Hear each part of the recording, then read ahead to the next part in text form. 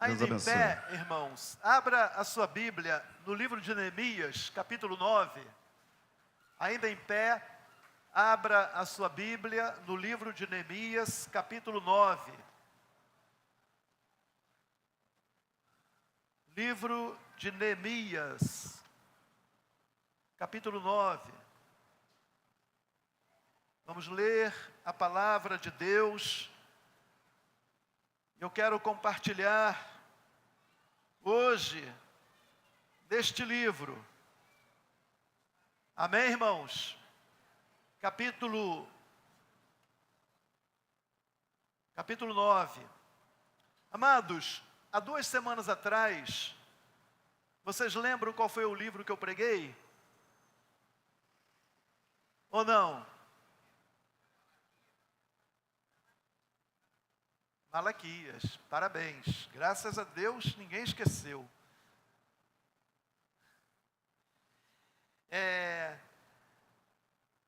Esse livro aqui também é paralelo ao tempo de Malaquias, tá certo? Então, após a gente ler essa leitura, nós vamos orar para que Deus esteja abençoando esse compartilhar da palavra dele, tá bom? Então, versos 1 a 12, me acompanhe. E no dia 24 deste mês, ajuntaram-se os filhos de Israel com jejum e com sacos, e traziam terra sobre si.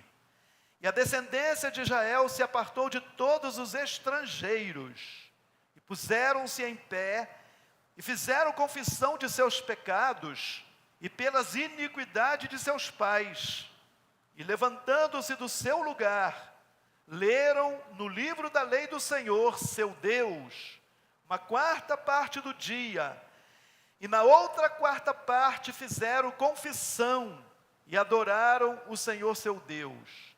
Jesuá, Bani, Cadmiel, Sebanias, Buni, Serebias, Bani, Kenani, se puseram em pé no lugar alto dos levitas, e clamaram em alta voz ao Senhor Deus. E os levitas, Jesuá, Cadmiei, Bani, Razabneias, Zerebias, Rodias, Sebanias e Petaías, disseram: levantai-vos, bendizei ao Senhor vosso Deus, de eternidade em eternidade, e bendigam o teu glorioso nome, que está exaltado sobre toda bênção e louvor. Só tu és Senhor, tu fizeste o céu dos céus, e todo o seu exército, a terra e tudo quanto nela há, os mares e tudo quanto neles há. E tu guardas com vida a todos, e o exército dos céus te adoram. Tu és o Senhor, o Deus que elegeste Abrão, e o tiraste de Ur dos caldeus, e lhe puseste por nome Abraão, e achaste o seu coração fiel a ti, e fizeste com ele a aliança, que darias à sua descendência a terra dos cananeus, dos heteus, dos amorreus, dos perizeus, dos jebuseus e dos girgazeus, e confirmaste as tuas palavras, porquanto é justo, e viste a aflição de nossos pais no Egito, e ouviste o seu clamor junto ao mar vermelho, e mostraste sinais e prodígios a Faraó, e a todos os seus servos, e a todo o povo da sua terra, porque soubeste que soberbamente os trataram, e assim adquiriste para ti nome, como todos hoje se vê. O mar fendeste perante eles, e passaram pelo meio do mar, em seco, e lançaste os seus perseguidores nas profundezas, como uma pedra nas águas violentas. E guiaste-os de dia por uma coluna de nuvem, e de noite por uma coluna de fogo, para lhes iluminar o caminho por onde haviam de ir. Amados, eu quero compartilhar esse texto com base em todo o contexto de Neemias, e Deus nos deu a seguinte temática: o povo de Deus deve viver plenamente restaurado. Amém? Oremos então. Ore para que o Espírito Santo possa te dar iluminação nesta hora da palavra. Amém? Ore nesse sentido. Senhor, me dê compreensão da tua palavra agora. Toda a igreja fale com Deus. Senhor, me dê entendimento da tua palavra. Ore para que nada roube a sua atenção da palavra. Ore por mim também, para que Deus me capacite.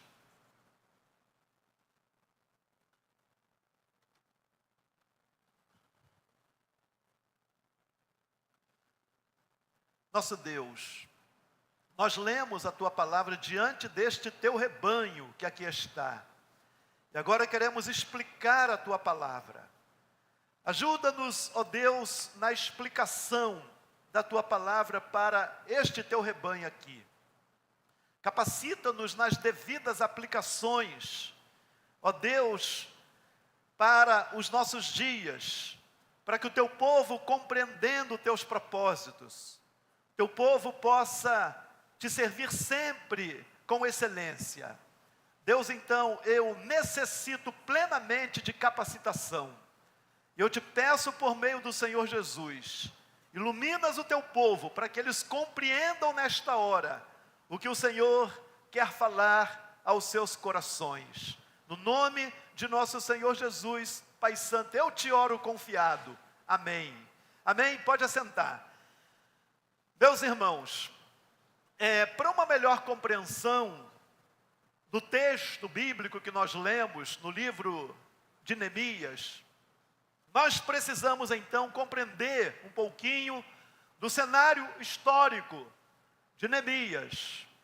Há uns 100 anos antes, em 537, após a ascensão do Império Persa e a queda do Império Babilônico, então Deus usa o rei Ciro com um decreto para que os judeus, não só que estavam no cativeiro babilônico, mas como os judeus que estavam dispersos pelo mundo antigo, do cativeiro assírio, retornasse então à sua pátria, a Jerusalém. Nesse tempo, Jerusalém, tanto a cidade como o templo, os muros estavam todos destruídos pela invasão de Nabucodonosor em 586, cumprindo assim a profecia do profeta Jeremias e de outros profetas de que Deus exerceria juízo sobre o povo da antiga aliança pela desobediência aos seus mandamentos.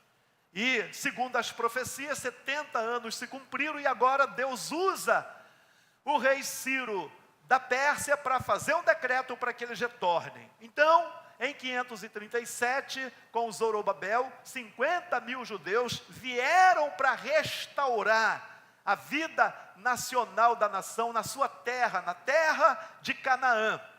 E Zorobabel então vai trabalhar na construção, na reconstrução do novo templo. Passados então 80 anos, em 457, uma outra turma de judeus retorna também para Jerusalém, agora sob o comando de Esdras, o sacerdote. E o objetivo era restaurar a vida espiritual, o culto, restaurar a palavra de Deus para aquele povo de Israel que havia voltado do cativeiro. E posteriormente, 12 anos depois de Esdras, chegamos em Neemias, 444 a.C. Neemias, ele era um copeiro do rei Artaxerxes.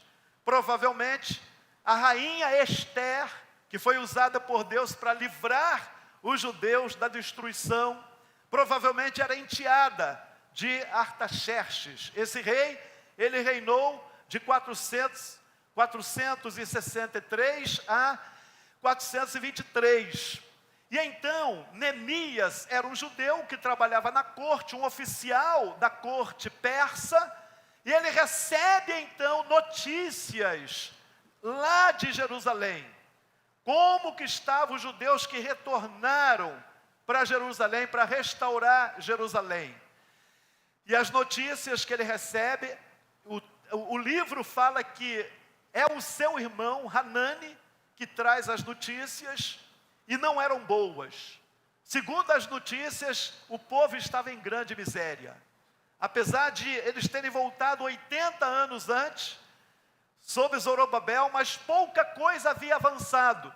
A vida espiritual deles estava ruim. Apenas o templo foi reconstruído, mas as portas da cidade, os muros, grande parte da cidade era monturos, destruída ainda pela destruição de Nabucodonosor. E então, quando Neemias recebe essa notícia do estado dos judeus lá em Jerusalém, da miséria que eles estavam passando, ele chora. E ele começa a orar a Deus. E vemos pelos estudos que ele passou 4 meses jejuando diante de Deus, orando diante de Deus pelo povo dele lá em Jerusalém. E o desejo dele era ir lá e trabalhar pela vida nacional da nação, para abençoar a nação, para restaurar a saúde espiritual da nação. E ele então jejua, ele ora, para que ele pudesse ter um momento certo de ele conversar com o rei. Afinal de contas, ele trabalhava na corte, era um oficial, alguém de confiança do rei, difícil de o rei liberá-lo. Mas ele ora a Deus durante 4 meses. É importante ressaltar, quando a gente olha para a biografia de Neemias, vamos ver que ele era um homem de oração. Um homem corajoso, um homem ousado, um homem patriota, um homem destemido para a obra de Deus. E o rei percebe que Neemias estava triste. E o rei então vai até Neemias e pergunta: por que o teu semblante está triste? E Neemias então abre o coração dele e fala para o rei a sua tristeza e o porquê da sua tristeza. E o desejo de ele ir lá em Jerusalém e se colocar nas mãos de Deus para restaurar os muros da cidade, colaborar com Esdras na restauração espiritual da nação. E Neemias acha graça diante do rei Artaxerxes. E o rei autoriza Neemias a ir a Jerusalém, para restaurar, para ajudar na restauração da nação. E ele recebe a autorização do rei Artaxerxes, com cartas para os guardas das fronteiras onde ele iria passar, e ele sai com uma escolta militar, com as cartas de autorização. E então ele chega a Jerusalém, leva 4 meses a viagem, porque naquele tempo lá de Suzã, capital do Império Persa, até Jerusalém, cerca de 1.400 quilômetros. De carro a gente faz hoje aí 20 horas, mas eles eram a cavalo. E eles então levavam cerca de 4 meses. E Neemias, quando chega lá na cidade, ele depara aquela real situação. À noite então, ele com o seu cavalo, ele sai secretamente, a lua está clara, e ele pode então fazer uma avaliação de tudo o que estava acontecendo, do trabalho que ele teria que realizar. E ele então, após fazer toda essa vistoria noturna, ele reúne aquelas principais lideranças dos judeus que ali estavam. E ele abre o coração dele. E ele fala da experiência dele. E ele fala da autorização que ele conseguiu com o rei Artaxerxes, o propósito que ele estava ali. O rei da Pérsia deu autorização para ele governar. E então, os judeus ali se alegram com ele. E eles então começam, primeiramente, na reconstrução do muro. E quando eles começam na reconstrução do muro, aparecem adversários, como Sambalate, Oronita, como Tobias, um servo amonita, como Gesem, árabe, e outros daqueles povos que habitavam ali naquela terra, vinda do exílio assírio, que tinha a política de repatriação. E esses homens se opõem fortemente ao ministério de Neemias. E eles então buscam o socorro de Deus, usam estratégias militares, e eles então enfrentam aquela forte oposição. E meus irmãos, por incrível que pareça, eles conseguiram reconstruir os muros de Jerusalém em 52 dias. Em 52 dias, a história aqui, que segundo os estudiosos e comentaristas, é escrita por Esdras, vai mostrar que até os inimigos reconheceram que era boa mão de Deus que estava com eles, porque senão Neemias e aqueles que estavam com eles na reconstrução não conseguiriam realizar aquele feito. E aí, gente, no capítulo 6, nós vemos toda a conclusão desse processo, dos muros, do sonho de Neemias, etc. Aí no capítulo 7 e 8, ele se reúne com Esdras, eles leem o livro da lei, eles anunciam a palavra de Deus a esse povo, e então eles celebram a festa dos tabernáculos. E aí nós vamos ver que isso aconteceu do dia 1º ao dia 7 do 7º mês. Passado 2 semanas, no dia 24 do 7º mês, eles então novamente se reúnem. E aí nós chegamos no capítulo 9 que eu li para vocês, certo? Nós chegamos aqui nesse capítulo 9. Aqui no capítulo 9, nós vemos que eles se reúnem novamente. Eles pegam o livro da lei, eles leem o livro da lei, e eles então se humilham diante de Deus, eles fazem uma oração diante de Deus, recordando os feitos de Deus até aqueles dias. E depois daquela oração, no final do capítulo 9, início do capítulo 10, nós vemos que eles fizeram uma aliança de fidelidade a Deus. Amém? E então, gente, dentro dessa panorâmica aí, dessa oração aqui, e essa oração ela foi coordenada pelos cantores, pelos levitas, pelos músicos cantores. Então, dentro dessa oração aqui, é que Deus nos deu essa palavra.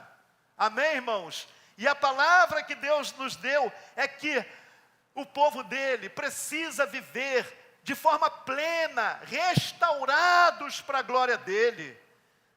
E Neemias e Esdras trabalharam juntos então nessa restauração daqueles judeus.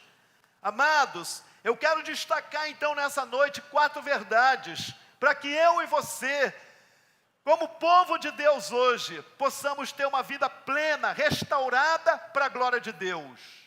E a primeira verdade é que eu encontro aqui, nessa realidade desses judeus, a primeira verdade aqui é a confissão de pecados. Essa é a primeira verdade que eu encontro nesse ajuntamento solene. A primeira coisa que eles fazem aqui, ao se ajuntarem, era confessar que eles tinham se afastado do seu Deus, que eles estavam pecando contra o seu Deus. E a gente vê, meus irmãos, isso claramente nos versos 1 a 3. Veja que o verso 1 diz: e no dia 24 deste mês ajuntaram-se os filhos de Israel com jejum e com sacos, e traziam terra sobre si. Era o costume que eles tinham naqueles dias de se humilhar em oração diante de Deus. Eu quero que você esteja com a Bíblia aberta, tá? Versículo 2, versículo 2, parte B. E fizeram confissão de quê, gente? Dos seus pecados e pelas iniquidades dos seus pais. Eles não só fizeram confissão dos pecados deles, mas eles também fizeram confissão dos pecados dos antepassados deles, né? Dos pais deles, avós, etc. Olha que coisa interessante, o verso 3, levantando-se no seu lugar, ler o que, gente? Ler o que? O livro da lei do Senhor seu Deus, 1/4 do dia. Veja, ele estava em jejum, e eles agora pegam o livro da lei e leram durante 1/4 do dia. O que é isso? Bem, o dia dos judeus começa às 6 da manhã e termina às 18 da noite, às 6 da tarde. 1/4, 3 horas, né? A gente não sabe, não especifica se foi de 9 a meio-dia. Mas o fato é que de ministração da palavra aqui, eles ficaram durante 3 horas ministrando a palavra. Amém, gente? E aí vocês vão observar a parte final do verso 3. E na outra parte, fizeram confissão e adoraram ao Senhor seu Deus. Ou seja, depois eles ficaram 3 horas em humilhação diante de Deus. Eles ficaram 3 horas chorando diante de Deus. Eles ficaram 3 horas confessando os pecados deles, irmãos. E nós vemos isso, porque essa oração aqui é uma oração de confissão de pecados, uma oração onde eles exaltam a glória de Deus, e eles reconhecem a situação deles, eles reconhecem o estado da espiritualidade deles, que estava totalmente longe dos propósitos de Deus. Amém? E aí, meus irmãos, o que é que nós precisamos então entender? Nós precisamos entender que o propósito de Deus era restaurá-los. O propósito de Deus era levantar aquele povo. E por isso Deus está usando Neemias, está usando Esdras, está usando os cantores, os levitas, que tinham um ofício enorme nessa questão de levar o povo à adoração a Deus. E então, meus irmãos, Deus estava trabalhando ali porque Deus queria restaurar a saúde espiritual deles. Porque somente com uma vida espiritual saudável é que o povo de Deus iria desfrutar das riquezas de Deus. Vocês vão ver que no final dessa oração aqui, o final da oração fala: como hoje se vê, Senhor, estamos em vergonha diante das nações pelos nossos pecados. Olha que coisa interessante, né? Eles se sentiam numa situação de miséria, por causa da calamidade dos pecados deles, gente. E aí, gente, nós precisamos como igreja hoje, sempre ter essa reflexão. Nós servimos um Deus, que é o Deus único, que é o Deus verdadeiro. Nós não servimos a falsos deuses. Nós não servimos a ídolos, que tem olhos, mas não vê, que tem boca, mas não fala, que tem pé, mas não anda, que tem mão, mas não carrega. Ídolos que são carregados nos ombros pelos homens. Não, nós cultuamos ao Deus verdadeiro, que se revela na Bíblia, que é Espírito, e em seus atributos, santidade. Santidade, onipotência, transcendência, imanência, que é esse Deus que, apesar de ele ser transcendente, ele é imanente, porque ele habita com aquele que é contrito de coração. Olha que coisa fantástica, um Deus tão grande, tão imenso, que vai além da nossa inteligência, mas ele vem habitar no coração daquele que é contrito. Isso é a imanência de Deus. Amém, gente? E aí, meus irmãos, nós vamos então perceber, o Deus que nós servimos é esse Deus. É esse Deus, irmãos. Então não se tapa o sol com a peneira, conforme o ditado popular, né? Ou seja, eu vou empurrando a minha vida de servo de Deus de qualquer jeito. Não tem jeito, porque o Deus que nós servimos, ele é santo. E ele exige para servi-lo santificação. Entenderam? Ele exige que o povo dele seja saudável espiritualmente, porque ele é Deus perfeito, ele é Deus justo, ele é Deus santo, ele é Deus misericordioso. Entenderam, irmãos? Então, essa é a primeira reflexão, que enquanto nós estamos aqui na terra, eu e você precisamos sempre ter essa ciência. Eu sirvo a um Deus que é altíssimo. Esse Deus que é altíssimo é um ser espiritual, um ser pessoal. E ele é santo. E ele chama o povo dele a viver em santidade. Entenderam, irmãos? E aí a necessidade de quê? A necessidade de confissão de pecados. confissão de pecados. Amados, a pior coisa que tem é quando alguém está pecando contra Deus, sabe dessas coisas e continua pecando contra Deus. É pecado encoberto diante da igreja visível, diante da igreja militante, diante da sociedade, mas diante de Deus não.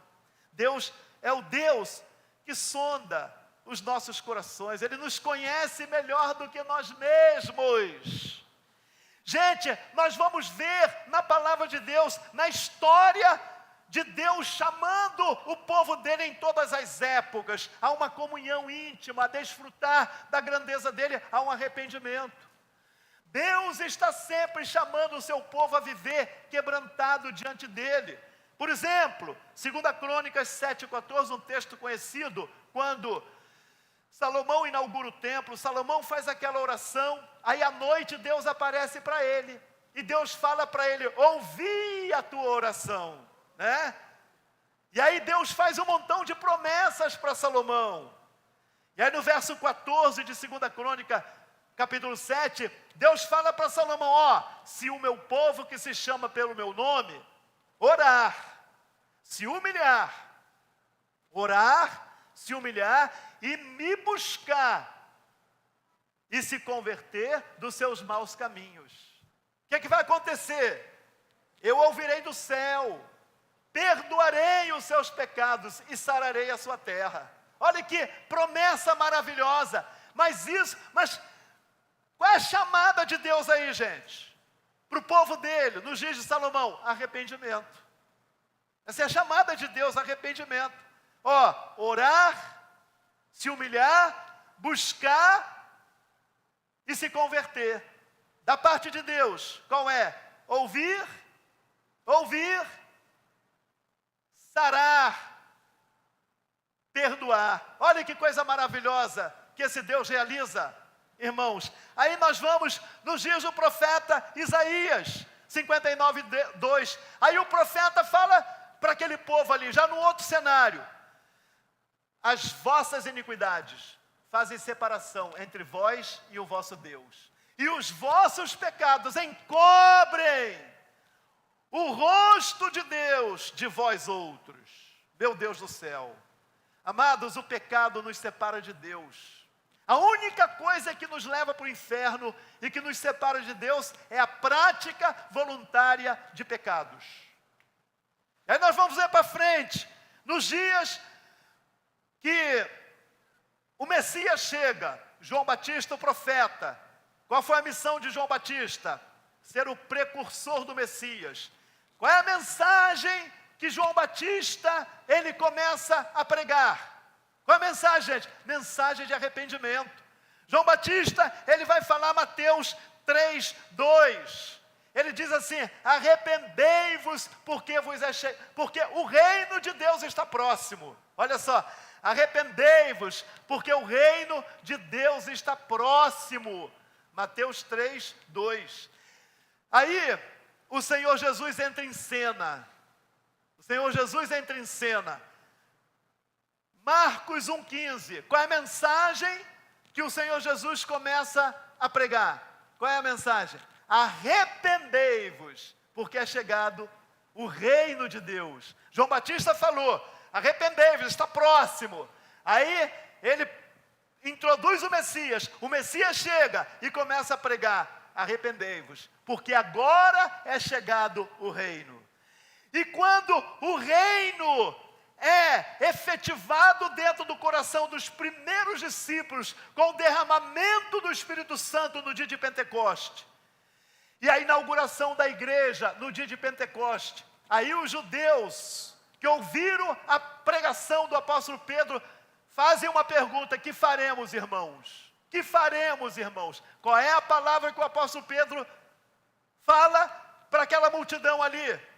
Qual é a palavra, irmãos? Arrependei-vos, e cada um de vós seja batizado em nome do Senhor Jesus, para a remissão dos pecados, para que recebais o dom do Espírito Santo. E novamente Pedro 3,19, a multidão começa a ouvir e ver os feitos de Deus. Aí novamente Pedro traz a palavra: arrependei-vos e convertei-vos.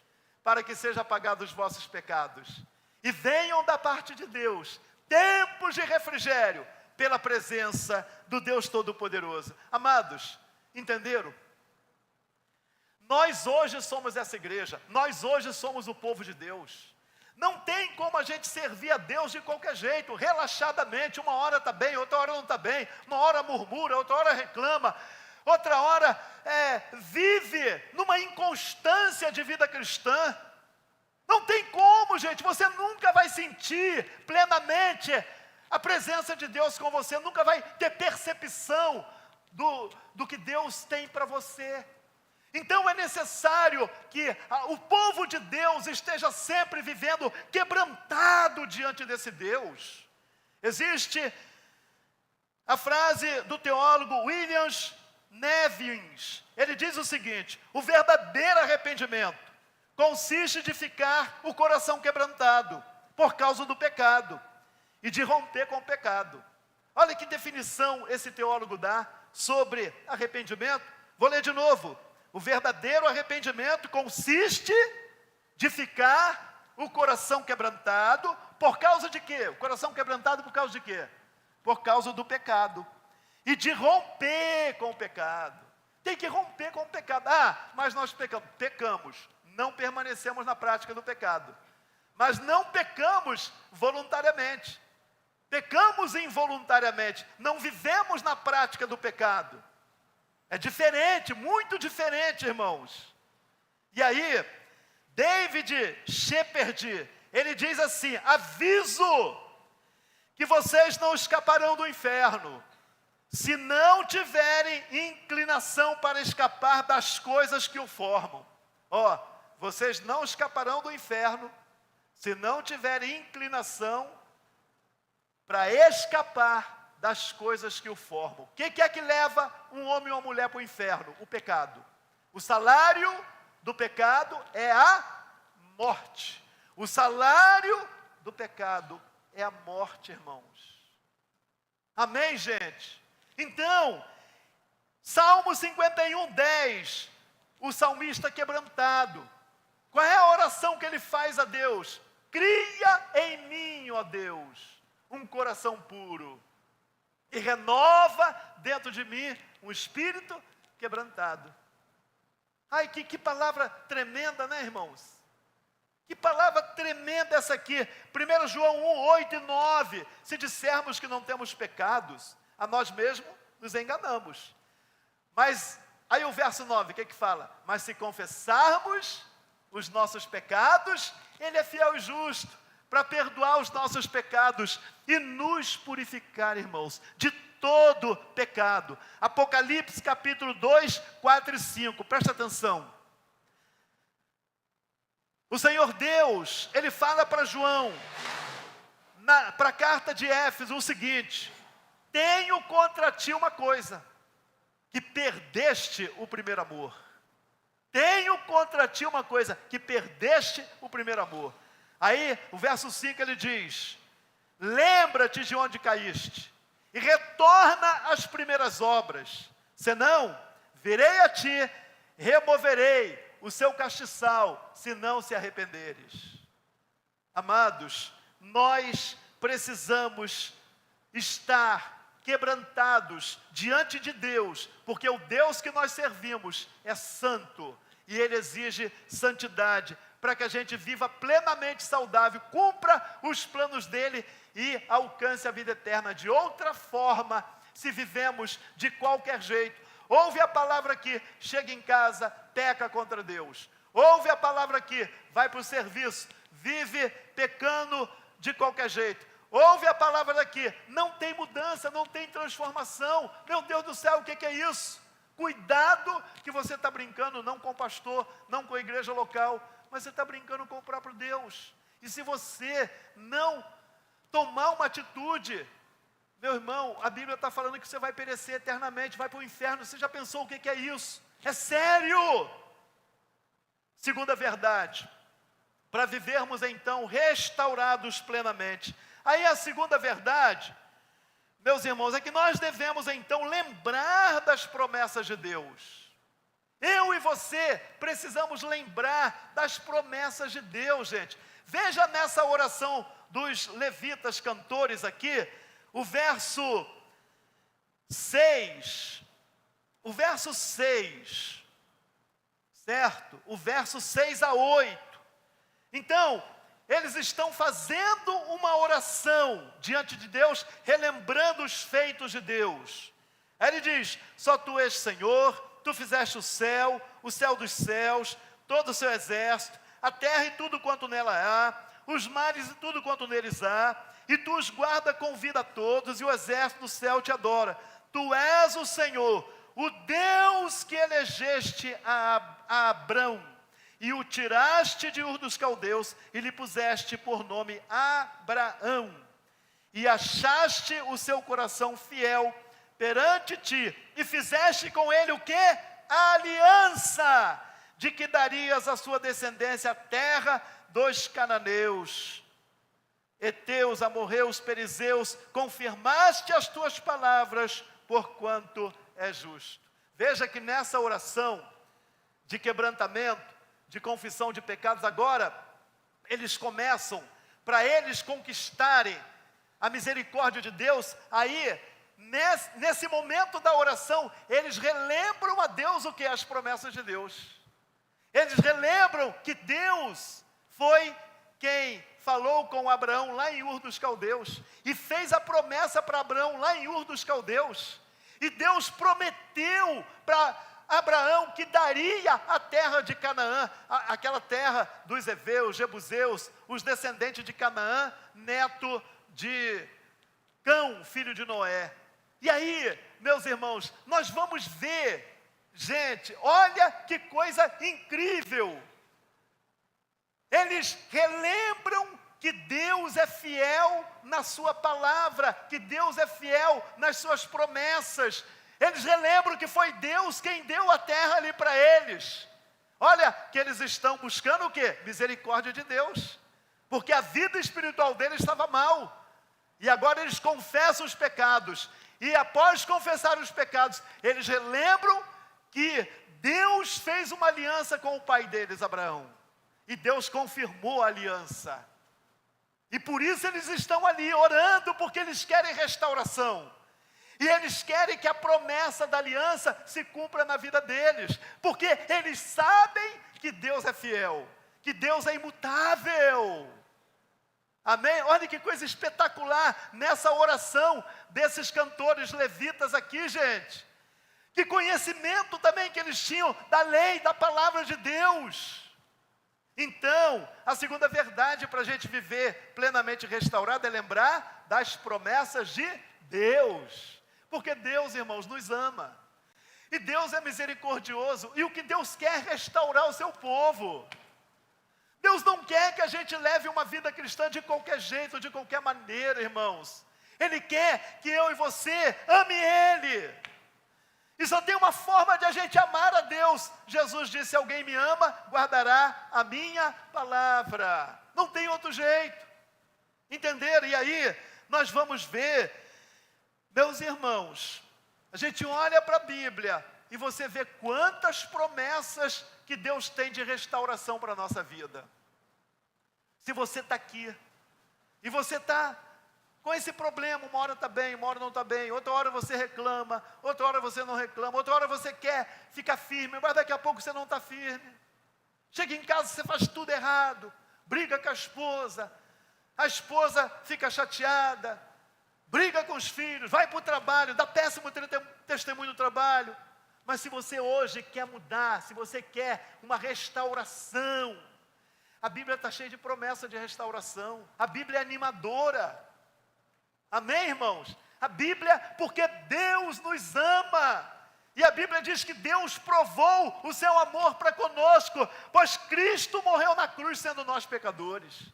Olha que coisa maravilhosa. Gente, a pessoa só vai para o inferno se realmente ela não leva Deus a sério.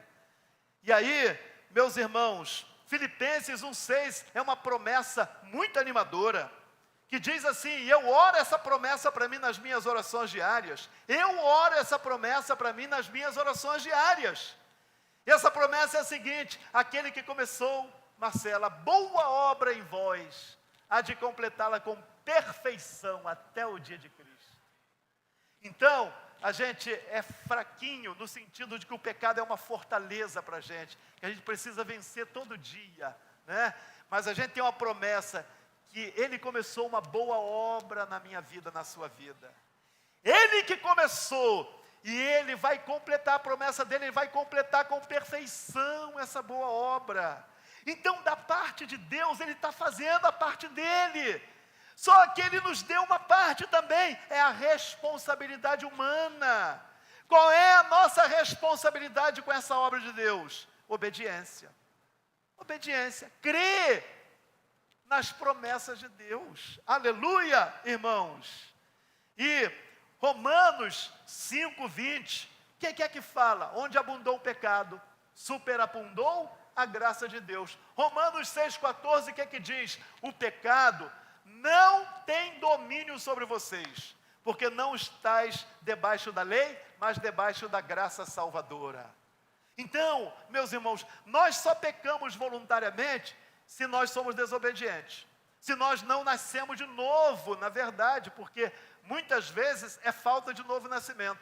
Às vezes a pessoa tem 20 anos de crente, 15 anos de crente, batizado, entrega dízimo, entrega oferta, mas não é convertido, não é batizado com o Espírito Santo, não é selado com o Espírito Santo, não é regenerado, não creu. Entenderam? E ele, sem saber, ele é usado pelo diabo dentro de uma igreja local, para causar dissensão, para causar mal-estar, burburinho, divisão, e daí vai.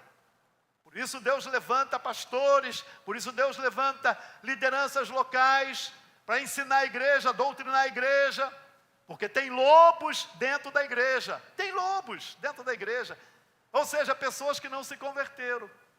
E a Bíblia diz também que o diabo se transforma em anjo de luz, né? Então, é isso aí, o diabo não vem com chifre, com um tridente, mas ele vem bonitinho, né? Muitas vezes é alguém que fala bem, alguém que é carismático, alguém que é educado, alguém que é amoroso, entendeu? Então, é pelo fruto que você conhece a árvore. Amém, gente? E, meus irmãos, Charles Spurgeon, o famoso pregador do século retrasado, ele disse que se nós nos apropriamos de uma promessa, ela não precisa ser surrupiada. Você pode apossar-se dela com coragem e dizer: isto é meu. Se aproprie nessa noite da promessa de restauração para a tua vida, meu irmão, minha irmã. Sabe por quê? Filipenses 4,19, e o meu Deus, segundo as riquezas da sua glória, há de suprir cada uma das vossas necessidades em Cristo Jesus. Judas 24, o que que diz? Judas 24, o que que diz? Aquele que é poderoso para nos guardar de tropeçar e de nos apresentar irrepreensíveis diante de Deus em alegria. Então, meu irmão, minha irmã, hoje à noite de você se apropriar da promessa de Deus, para você viver uma vida plena, restaurada para a glória de Deus. Diz assim, John Boyce, a ressurreição de Cristo é o amém de todas as promessas. Tito 1:2 diz, em esperança da vida eterna, na qual Deus, que não pode mentir, prometeu antes dos tempos dos séculos. Quem prometeu a vida eterna foi Deus. Hebreus, meus irmãos, Hebreus 6:18 diz o seguinte, é impossível que Deus minta. Então Deus não mente, Deus prometeu restauração, Deus promete cura, libertação, restauração, avivamento para a minha vida, para a sua vida. Basta eu e você fazer o dever de casa. Nosso Senhor Jesus, falando sobre os lobos, João 10:10, o ladrão veio para matar, roubar e destruir, uma referência aos religiosos da época. Claro, muitos aplicam ao diabo, claro que o diabo estava por trás também desses ladrões.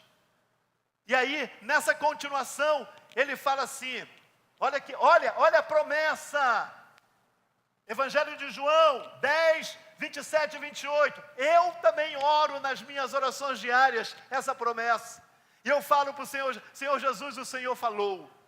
E o que o Senhor Jesus falou? Evangelho de João 10, 27 e 28. As minhas ovelhas ouvem a minha voz. Eu as conheço. Elas me seguem. Ninguém as arrebatarás das minhas mãos. Não hão de perecer, não.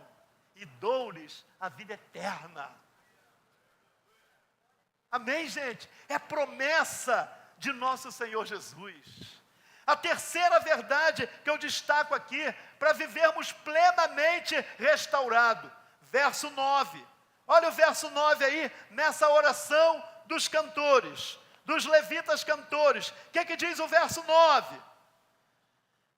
E viste o quê? A aflição de nossos pais no Egito, e ouviste o seu clamor junto ao Mar Vermelho. Então, nessa oração, ele relembra a Deus quando o povo de Israel estava onde?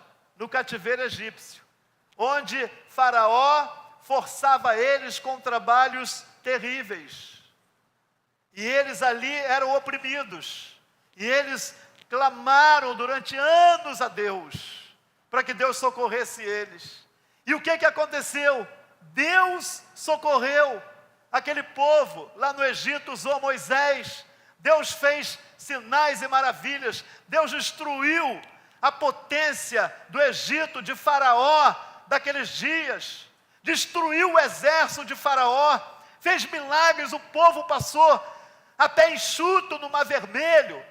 Porque Deus, irmãos, como ele fala aqui no verso 9, viste a aflição de nossos pais no Egito e ouviste o seu clamor junto ao Mar Vermelho. Quando eles saíram do Egito, né? E aí ficaram de frente para o mar. E aí Faraó vem por trás com o exército. E agora eles falam, estamos perdidos. E eles clamaram a Deus, e Deus falou para Moisés, estende a vara. E Moisés estendeu a vara, o mar se abriu. E eles entraram a seco. E quando eles entram a seco, naquele milagre maravilhoso, Deus então se põe na retaguarda dele como uma coluna de nuvem. E Deus começa a atrapalhar o exército de Faraó que vem atrás em perseguição. E quando eles chegam do outro lado, o exército de Faraó está no meio do mar. Deus faz com que o mar retorne e Deus destrói o exército de Faraó em amor do seu povo, porque Deus é o Deus que ouve. Deus é o Deus que vê, e graças a Deus, irmãos, Ele é o Deus que vê. Ah, irmãos, outro aspecto do Deus que servimos, a onisciência dEle. Deus conhece o seu coração.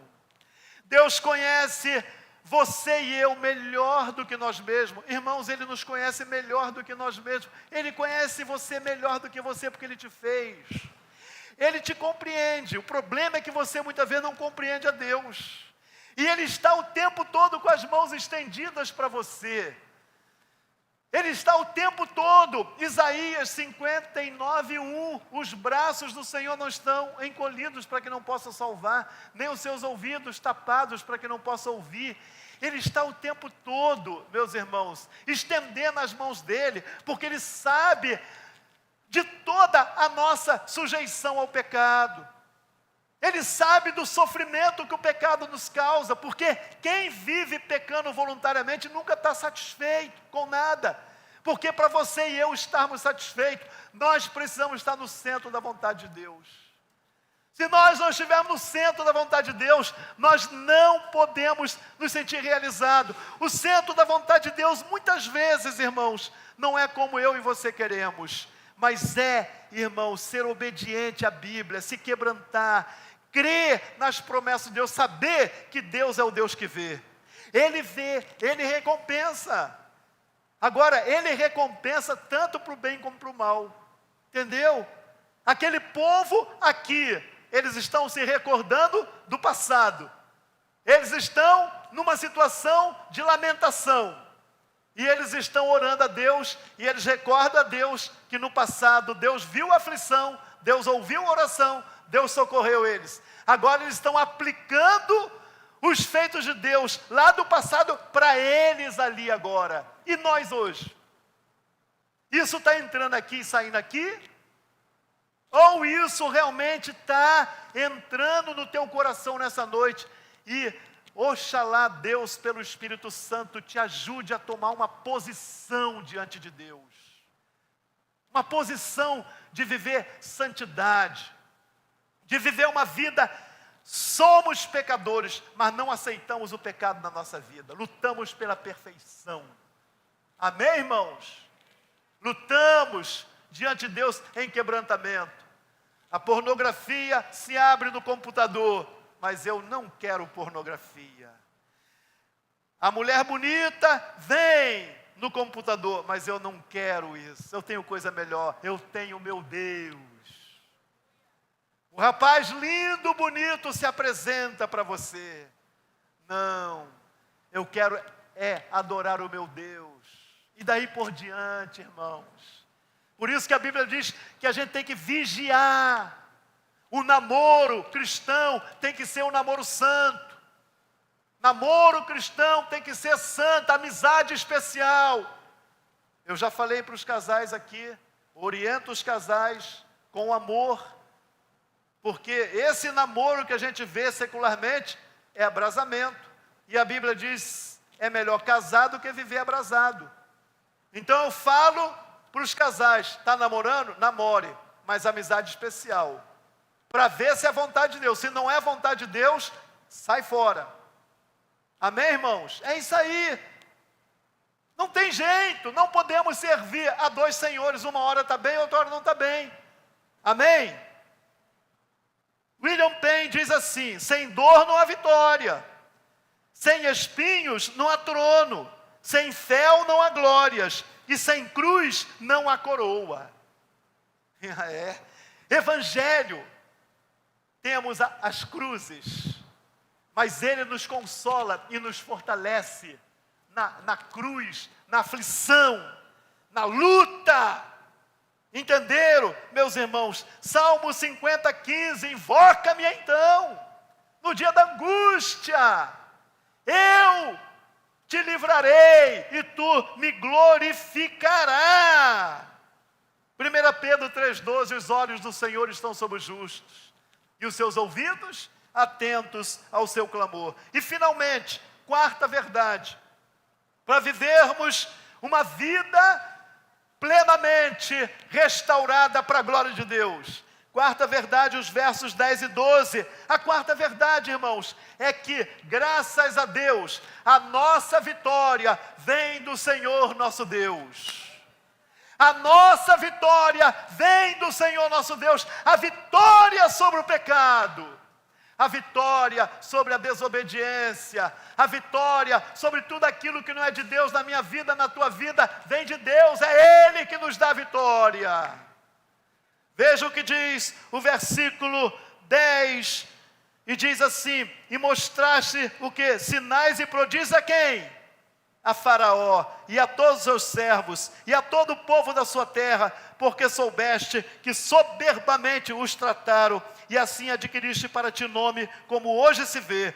Verso 11, e o mar fendeste perante eles, e passaram pelo meio do mar em seco, e lançaste os seus perseguidores nas profundezas, como uma pedra nas águas violentas. Verso 12, e guiaste-os de dia por uma coluna de nuvem, e de noite por uma coluna de fogo, para lhes iluminar o caminho por onde havia de passar. A vitória vem de Deus, irmãos. Aí esses cantores aqui, que liam a Bíblia do Antigo Testamento, sabiam. E ele está vivendo os dias de Neemias, hein? Já tinha o quê? 444? 1450? 1000 anos atrás, né? Eles estavam lendo a Bíblia, né? E aí eles recordaram que Deus deu vitória no passado. Para quem? Para os descendentes deles. Para Israel, de Faraó. Deus fez os milagres. Eles obtiveram vitória. Amados, 1 Coríntios 15, 57. A vitória é nossa por nosso Senhor Jesus Cristo. Meus irmãos, Deus nos deu a vitória sobre o pecado. Jesus venceu o pecado. Jesus foi tentado em tudo e não pecou. Jesus sepultou meus pecados, seus pecados na carne dele na cruz. Lacrou o nosso pecado, derramou o sangue dele, que nos purifica de todo pecado. O Senhor Jesus saldou a minha dívida e a sua dívida.